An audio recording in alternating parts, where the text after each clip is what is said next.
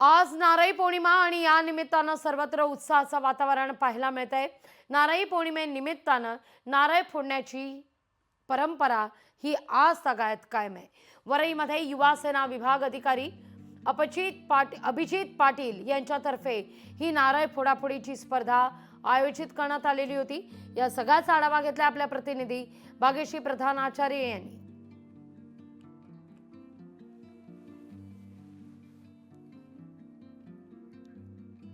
तर आपले प्रतिनिधी स्वप्नील जाधव यांनी देखील या परिसरात दाखल होत या सगळ्याचा आढावा घेतलेला आहे। पाहूया आपण। आज नारळी पौर्णिमा आहे। कोळी बांधव मोठ्या उत्साहाने ही नारळी पौर्णिमा साजरी करतात। मात्र नारळ फोडाफोडीचा कार्यक्रम हा मुंबईसह महाराष्ट्रामध्ये कोळी बांधव मोठ्या उत्साहाने ही स्पर्धा आहे ती आयोजित करत असतात। आपण वरळीमध्ये आहोत आणि वरळीमध्ये आल्यावर म्हटल्यावरती नारळ फोडाफोडीची स्पर्धा ही होतेच। आपण सुद्धा या स्पर्धेत सहभागी झालेलो आहोत आणि आज ही नारळ आपण फोडणार आहोत। माझ्यासोबत या ठिकाणी युवासेना विभाग अधिकारी अभिजित पाटील आहेत, त्यांच्यासोबत आपण नारळ फोडूया। पहिला आपण नारळ फोडू, नंतर त्यांच्याशी संवाद साधू हवं तर।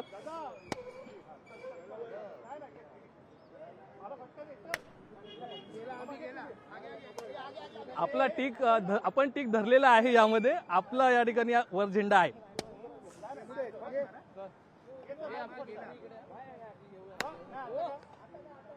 तर दुसऱ्याच फेरीमध्ये नारळ आहे तो फुटलेला आहे।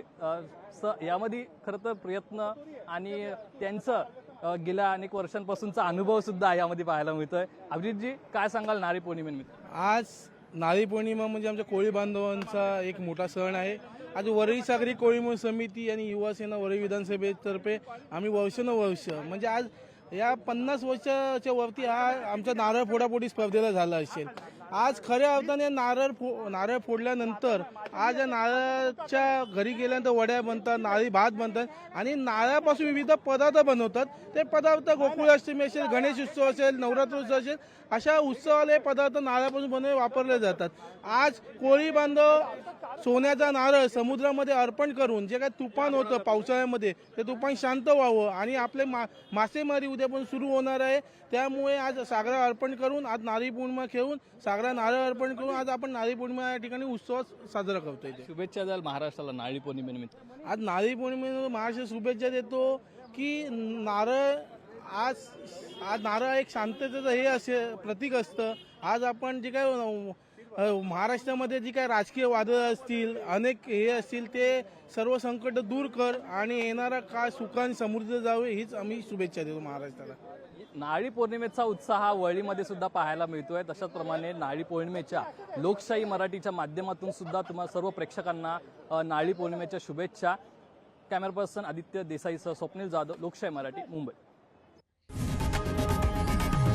लोकशाही मराठी ऐका, पहा, जागरूक रहा।